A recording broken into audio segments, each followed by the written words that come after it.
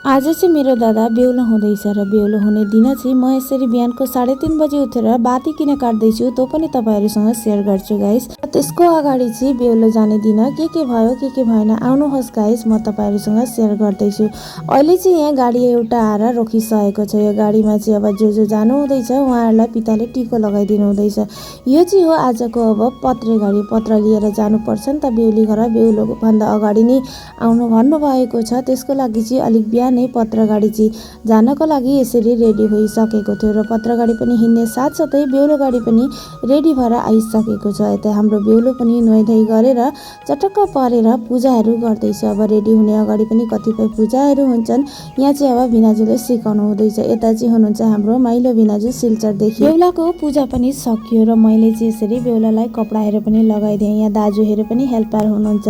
यसरी लगाइदिए त्यसरी लगाइदिए भनेर म चाहिँ यहाँ दिदीहरूलाई कराइछु, तिमीहरू चाहिँ आउँदैनौ कि क्या, म एक्लै ठिक पार्नु भनेर भन्दै थिएँ। दिदीहरू चाहिँ जहाँ त जाने थिए नि त, अनि उनीहरू चाहिँ आफै रम्रिनलाई व्यस्त थिए। त्यही पनि ठुल दिदी आएर यसो क्रिम पाउडर त गरिदिनु भयो, तर माल दिदी भने आउनै भएन। उसको चाहिँ अब के को ठिकठाक हो भित्रै ठिक्क भयो र म अब एक्लै भए पनि बेहुलालाई रेडी पारिदिनु भनेर यसरी बेहुलालाई यहाँ मालाहरू लगाइदिन थालेँ। पछि चाहिँ मैले बेहुलाको मुकुट लगाइदिएँ। अब मुकुटै भने गाइस, शेरवानीको टोपी के भन्छ थाहा छैन। उता मेरो हस्बेन्डहरू चाहिँ ठिक पर्नु भएकै छैन। यता बेहुलाको अब नुहाउने बेला पनि भइसक्यो। बेहुलालाई चाहिँ अलिकति छिटो पठाउने कुरो भएको थियो र यता बेहुलालाई पहिले ठिक पारेर अनि बेहुला गाडीमा जो जानुहुन्छ उहाँहरू ठिक परिसक्नु भएको थियो। यता पिता आमाले आफ्नो छोराको अब नयाँ जीवन सुरु हुँदैछ भनेर आशीर्वाद दिँदै टिकोटालो गरिदिनु भयो र टिकोहरू लगाइसकेपछि यहाँ अब फोटोसुटहरू पनि हुन थाल्यो। यसरी घरका सबै फ्यामिली मिलेर टिकोहरू लगाइदिनु भयो, तर हाम्रो जोडीले भने टिको लगाउनै पाएन। मेरो हस्बेन्ड चाहिँ कता जानुभयो रेडी हुन जानुभएछ क्या, मैले चाहिँ टिको लाउनै पाइनँ। अनि त्यसको बादमा यहाँ छ बेहुलाको गाडीको लुक। मजाले जान्दैमा फुर्ती गरेर खाली कमेन्ट गर्नु हुन्छ डिम्पल बोला भनेर त यहाँ डिम्पल बनाइराख्नु।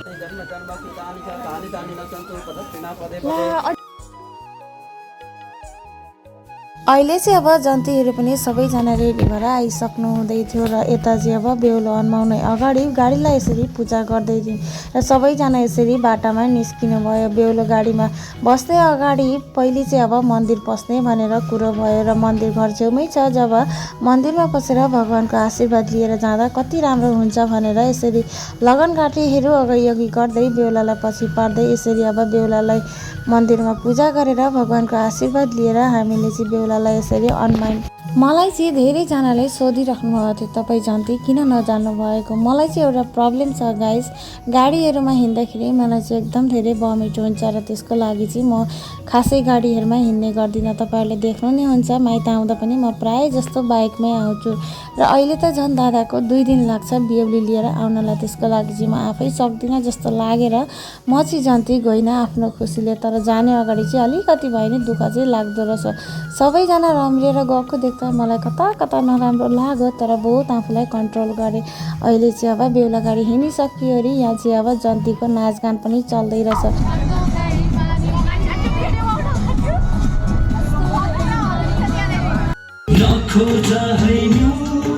यो जन्ती जाँदाखेरि नाचेको भिडियो चाहिँ मलाई कसैले दिनुभएको थियो। मैले अलिकति क्लिप चाहिँ एड गरि नै हालेँ। अघि जुन चाहिँ मैले बिहान उठेर बाती काटिरहेको थिएँ नि गाइस, त्यो बाती चाहिँ के को लागि होला भनेर तपाईँहरूले पनि पक्कै पनि सोच्नु हुँदैछ।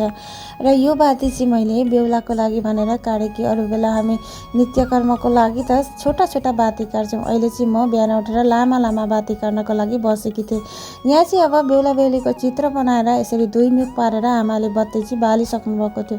यो बत्ती चाहिँ अब बेहुला जाने अगाडि बल्छ कि बेहुला जाने पछाडि बल्छ त्यो त मलाई त्यति थाहा भएन, तर यो बाती चाहिँ अब 2 मुख पारेर बालेको कारण चाहिँ उहाँ लगन भइसकेपछि यो 2 मुख चाहिँ एकै उयसमा जोडिन्छ अरे, त्यस्तो चाहिँ हाम्रो विश्वास रहेछ। र मैले ठुल्दाईको पालामा त त्यति साह्रो विचार गरेकी थिइनँ किनकि म आफै जन्ती गएर थिएँ र यो पालि चाहिँ मैले अहिले विचार गरिरहेछु र तपाईँहरूलाई सेयर गरेँ। के हो कुरो चाहिँ तपाईँहरूले भन्नुहोला त ल।